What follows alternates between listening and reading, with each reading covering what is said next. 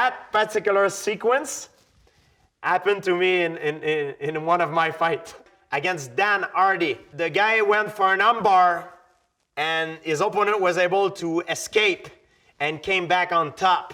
So what we've seen, it was pretty real. Hi GQ, I'm Georges St-Pierre and this is The Breakdown.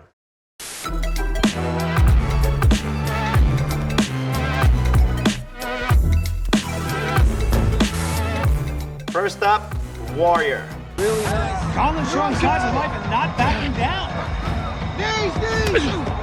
The goal in Brazilian Jiu Jitsu is to control our opponent without hurting him. However, what is good about it, if our opponent refuses to comply while we have control over him, we have the power to hurt him really bad. We can hurt him in Brazilian Jiu-Jitsu with a submission hold, like breaking a limb, or strangulation as well, so he can pass out. And so it's a very soft martial art, but it could be also very violent. And the Jiu-Jitsu means the art of softness. A little bit like Bruce Lee used to say, like, be like water, my friend. Like, go with the flow. And that's the mentality of Jiu-Jitsu. Nice and easy. Shoot on him. You hear the corner screaming, shoot, shoot. When they say shoot, they mean it's a move when you have the fighter going low, attacking the leg of his opponent to throw him down. Shoot on him. Shoot on him. Go. This is called a double leg takedown. This is a technique that is mostly used in wrestling. It's actually one of my favorite techniques that I use a lot during my career. The idea is if you want to bring your opponent down, it's a little bit like when you want to bring a tree down. You cut it from the bottom and it falls down. It's the same thing. So when you want to bring your opponent down, you attack the bottom part of his body. You attack the leg because you need the leg to stand up. So you attack the legs and it's easy to make him fall down. Take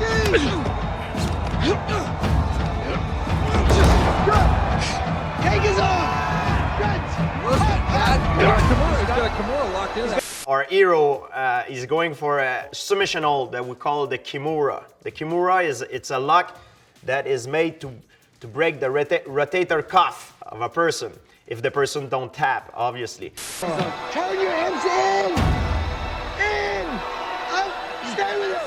Turn your hips in. The reason why his corner is screaming at him, use your hips, it's because they want him to use all his body, not only his arm, to execute the Kimura, because all the power of the body comes from the hips.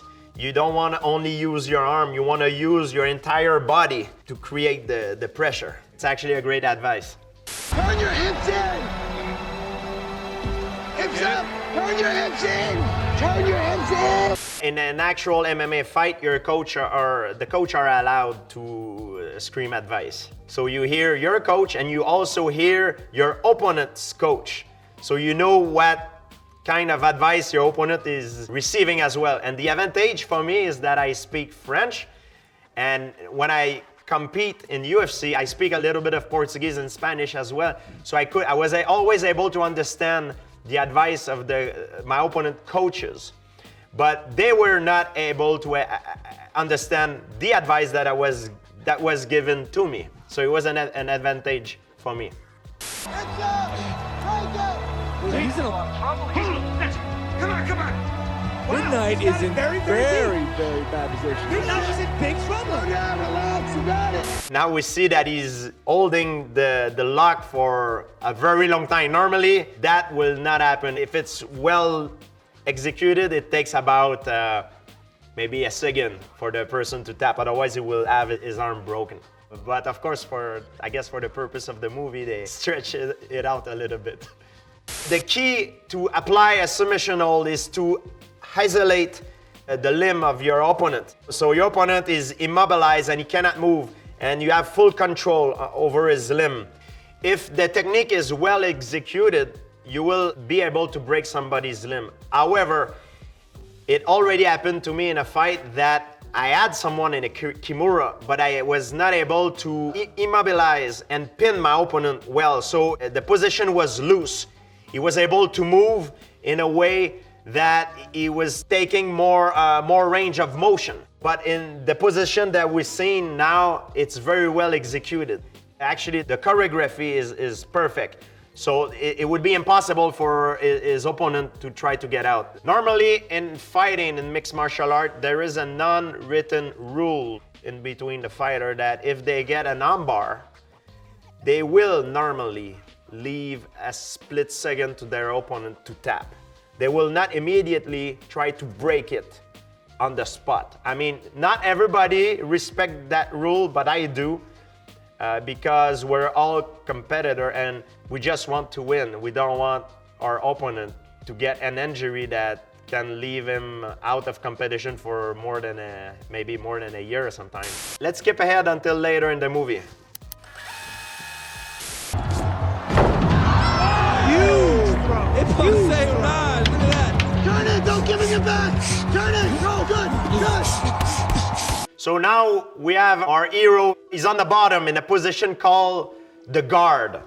In mixed martial art, it doesn't mean if you're on the bottom that you're losing the fight. Sometimes, yes, you can lose the fight because if you're in the guard, that means you have your legs wrapped around your opponent. Your opponent on top have the gravity to his advantage, so he can land strike. However, from the bottom in that position, you have the possibility of doing many submission hold. And that's what we're about to see now. Control, look to the arm, switch. Hits. Down, it's down. So he went to a Jiu-Jitsu from the bottom, then he switched to what we call an omoplata. And he used the omoplata to get back on top position. Oh my God, that's a deep omoplata there. He's got the seatbelt. When they say the seat belt, it means to wrap his arm around his opponent's waist in order to immobilize him, to pin him better. So when he applies pressure, his opponent cannot go with the pressure and have a bigger range of motion. You want to make sure you pin the body before you apply a submission hold.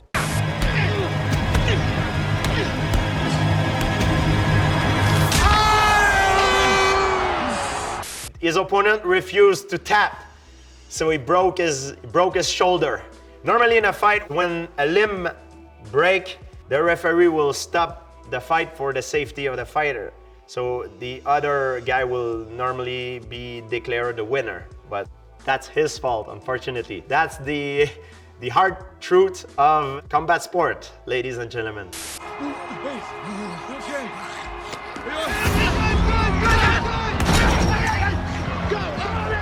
If you keep fighting after the bell ring or after the referee stops the fight, you will normally be automatically disqualified. You won't be disqualified if you dislocate someone's shoulder if your opponent refuses to tap, because that's his fault.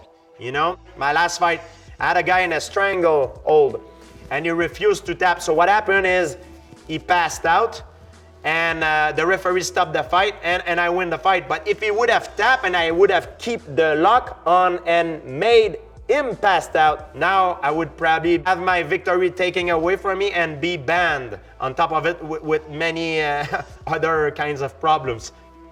I don't think there is any movie, especially in combat sport, that are 100% accurate. They always need to make it more spectacular and more flamboyant. So, but it's actually a good movie. I've watched it many times and I'm a big fan of Tom Hardy and yeah, it's a great movie. Pretty accurate. Next up, John Wick, Chapter 2.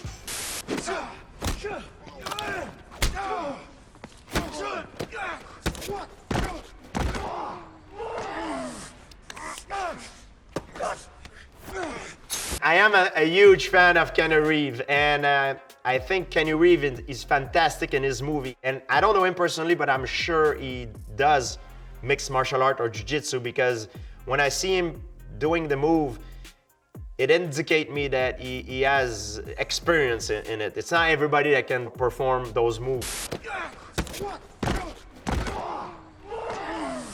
What happened there, it's called a flying jujigatami. It's a flying armbar. It's a very spectacular move. With this move, the guy voluntarily throw himself in the air and fall on the bottom by positioning himself with the armbar. If it's well executed, it's a technique that you can break your opponent's arm. An armbar, there's different kinds of armbar, is when you use your entire body like a leverage and you put pressure on a joint.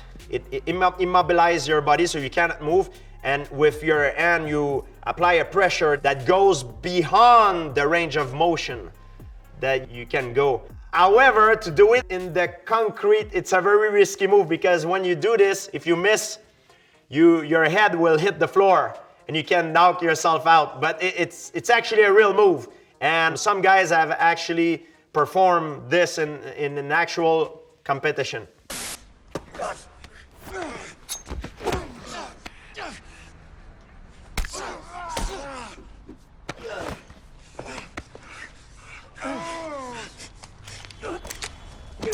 In movies like John Wick, often we see guys fighting each other to the death, but they have a gun.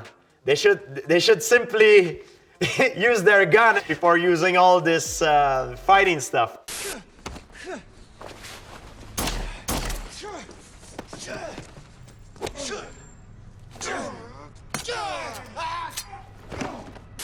There's two components in fighting. There's the striking component and the grappling component. Grappling is more synonymous of wrestling. Brazilian Jiu Jitsu, it's a form of martial art that starts standing up, but it's specialized in control. In the way you control your opponent, it's either by pinning him, using arm bars, leg locks, submission holds, or strangulation as well. You can control him, or you can also hurt him very bad if you want to. It's a beautiful choreography. It's very spectacular. It's fun to watch. And what I like about martial arts is it's a very global thing. You can be in competition in terms of fighting, in terms of philosophy, but also in terms of choreography. And that was a very beautiful artistic piece of choreography. I really loved it. I love John Wick's movies. It's amazing. Next up, Flash Point.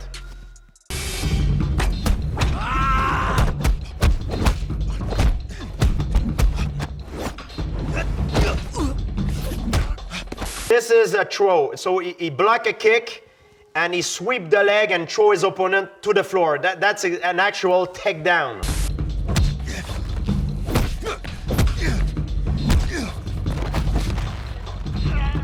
But then after he went on what we call side control. He's in side control. That means he's in like a crucifix on top of his opponent. And he tried to knee his opponent in the head, but his opponent blocked with his arm. And by blocking, that helped him set up a jujigatami, which is an armbar.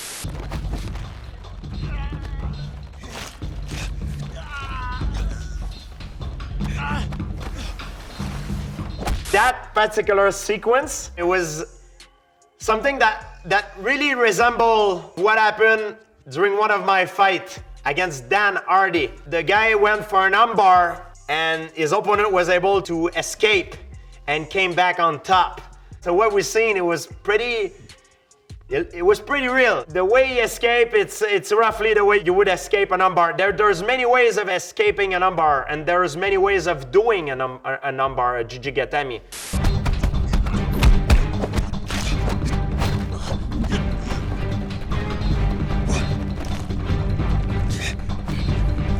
A triangle choke is a submission hold that you strangle someone.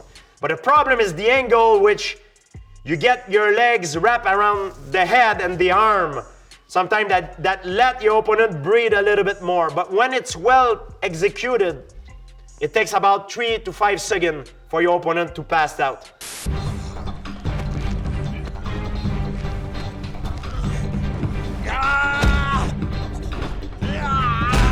And his opponent lift him up. And It's one of the ways you can escape. You lift the opponent up and slam him on the floor, hoping that he hit his head on the concrete or on the canvas and he knock himself out. But what happened is he basically throw him off board and fall on the ground with him. This is so far the most realistic movie we've done today, so far. I love him, he's a true martial artist. You see sometimes some movie that where guys don't have any experience in martial art, but now you see the guy is a professional. You can see the way he moves, he's a real martial artist. He's been doing this for a very long time. Next up, red belt. Take him to court. Taking him to court. Good. Got him down. Fight's over. That's it. Fight's over. Finish it here. It's over. When I train in Brazilian Jiu Jitsu, I train hard, but I train smart and in a safe environment. It's a sport that can be very dangerous if it's not well done. In training, we do not hit each other with no gloves, because we would hurt each other. If we hurt each other, maybe perhaps we cannot compete and make money. So when you're training, if you allowed strike, you have gloves and to protect yourself, you have a helmet. When you train in wrestling, you don't really hit at the same time. And if you do hit at the same time, you have gloves. So now we see that they train, but they train with no protection. So it would be very risky to do that. I don't say that it's never been done, but most professional guys, they don't do it that way. So you have to train hard, it's true, because the fight, it could be hard, but train smart, it's much more important. Good hit. Okay, breathe. Breathe. So when you get caught in a submission hold, you need to respect your limit, put your ego outside of the dojo, and be ready to tap. And if you're not ready to do that, you might get hurt and you will not have a long career in this. Your journey will be very short. You know the escape. Breathe, there's always an escape. All right. In martial art, especially in Brazilian Jiu Jitsu, before becoming an expert, becoming a good, you need to learn how to lose. It is impossible to be good right away in the beginning because you need to acquire the knowledge first. So there's nobody that show up in class and are the best right off the bat. It doesn't work like that. You can have certain aptitude that will make you better than others, but you have to go through that grinding process. So you tap when you get caught and you know that your limb is about to break. So you have to accept defeated in order to improve, gain knowledge, and get better. You know the escape. You know the escape. Show it to me. Show it to me. Come on. Show me the escape. Yeah! Good! There is always an escape when you get caught in a certain situation, no matter how bad it is. However, it's like a funnel. The deeper you get yourself locked in that particular submission, the harder it is to escape. It's like when you're drowning, if you drown a lot, it's harder for you to come back on top. It's the same thing in submission. So if you get caught in an armbar, and it's in the beginning of the setup of the armbar, it's easier to make the escape than if you would wait until the end and your limb is completely extended, which is almost impossible because it's too late. So it's always possible to escape any situation, but you have to do it in the beginning before you get yourself completely jammed in, so to speak. Thank you very much for watching these clips. These are all movies that really influence me and inspire me in my career as a mixed martial artist. I hope you guys enjoyed.